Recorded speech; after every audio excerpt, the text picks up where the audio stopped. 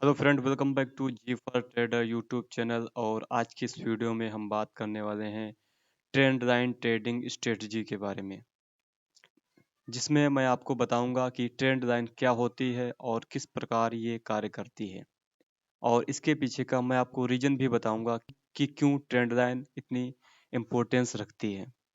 तो चलिए शुरू करते हैं वन बाय वन। तो सबसे पहले हम लोग ये जानेंगे कि ट्रेंड लाइन होती क्या है। ट्रेंड लाइन एक ऐसी रेखा होती है या एक ऐसी लाइन होती है जहां पर स्टॉक आकर के बार बार उसे टच करता है, और फिर वहीं से टचेस से एक कंसोलिडेशन होने के बाद वहीं से एक बहुत अच्छी स्पीड में स्टॉक अपने टारगेट को अचीव करता है। तो इसमें अगर हम बात करें कि ट्रेंड लाइन किस तरीके से कार्य करती है, तो चलिए सबसे पहले इसके पीछे का रीजन समझ लेते हैं। मान लीजिए ये कोई स्टॉक है, ये यहाँ ऐसे नीचे आया, फिर ये अप गया, फिर नीचे आया, फिर यहाँ पर अप आया। यही एक ऐसा पॉइंट है जहां से अगर कोई हम लाइन डालेंगे तो वो है जो तीनों लाइनों को, तीनों टचेस को क्या करेगी, टच करेगी। एक ये टच, एक ये टच, ये थर्ड ये टच। कम से कम इसके जो टचेस होने चाहिए, कितने होने चाहिए, 3 टच होने चाहिए। मतलब थर्ड से ऊपर ही हो, 3 टचेस से नीचे ना हो, 3 के ऊपर चाहे जितने हो सकते हैं। और फिर यहाँ पर आकर के अगर स्टॉक कोई भी कंसोलिडेट करता है, क्या करता है, कंसोलिडेट करता है, तो उसके सबसे ज्यादातर चांसेस होते हैं कि अब वो स्टॉक वहां से अप साइड निकल के जाएगा। तो इस तरीके से अगर हम लोगों ने इसे देखा तो ये यहाँ पर की अगर बात की जाए तो ये एक तरीके से एक रेजिस्टेंस के रूप में कार्य करता है। इस तरीके से कार्य कर रहा है, रेजिस्टेंस के रूप में यहाँ पर कार्य कर रहा है। और इसी का अपोजिट, जब स्टॉक के प्राइस को नीचे जाना होता है तो फर्स्ट टच ये हो गया, अब गया ऊपर, फिर ये यहाँ से यहाँ पर आया, फिर यहाँ से इसने एक है जो टच लगाया रेखा पर, तो ये कौन सा, सेकेंड टच हो गया, फिर ये अब गया स्टॉक, फिर ये आकर के थर्ड टाइम उसी एक लाइन रेखा पर। अब हम यहाँ से एक लाइन डाल सकते हैं जो तीनों टचेस को मिलाए, और फिर यहाँ पर आकर के प्राइस कंसोलिडेट कर रहा है। तो अब यहाँ पर हम लोग एंट्री बना देते हैं और यहीं पर अपने टारगेट को लगा करके बैठ जाते हैं। तब ये एक अच्छी स्पीड से यहाँ से स्टॉक अपने टारगेट को पूरा करता है। ट्रेंड लाइन जो कार्य करी थी यहाँ पर एक है जो रेजिस्टेंस के रूप में कार्य करी, किसके रूप में, रेजिस्टेंस को के रूप में। और यहाँ पर अगर देखा जाए तो यहाँ पर एक सपोर्ट के रूप में यहाँ पर ट्रेंड लाइन कार्य कर रही है।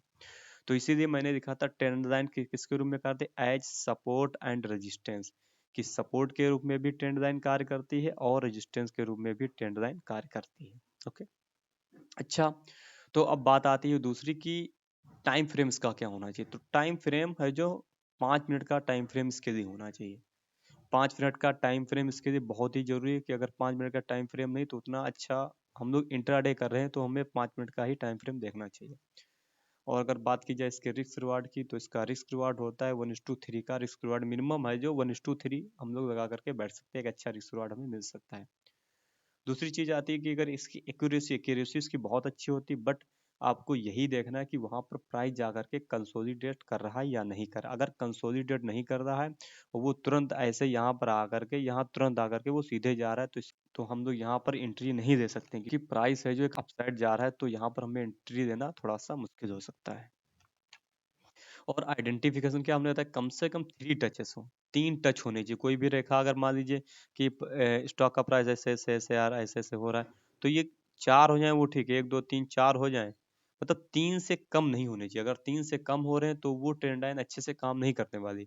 कम से कम 3, और उसके ऊपर 4 भी हो सकते हैं, 5 भी हो सकते हैं। फिर वहां पर आकर के अलर्ट जो हमें होना है, कब होना है, जब वहां पर प्राइस कंसोलिडेट करे, क्या करे, कंसोलिडेशन अगर कर रहा है, जिस तरीके से हमने बताया है इसमें, कि यहाँ पर आकर के, यहाँ पर रुक करके, थोड़ी देर रुक करके, फिर यहाँ पर से ग्रीन कैंडल निकालता है अपसाइड, फिर वहीं पर हम लोग एंट्री ले सकते हैं, उसके नीचे वहाँ पर स्टॉप लॉस लगा सकते हैं।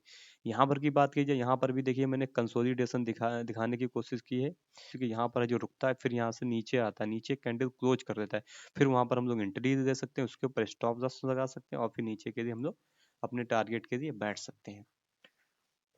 और एंट्री हमने क्या बताया था कि आफ्टर कंसोलिडेशन हम लोग इसमें एंट्री बनाएंगे। एंट्री जब भी बनाए कंसोलिडेशन होने के बाद, और उस ट्रेंड लाइन को क्या करता है, तोड़ देता है।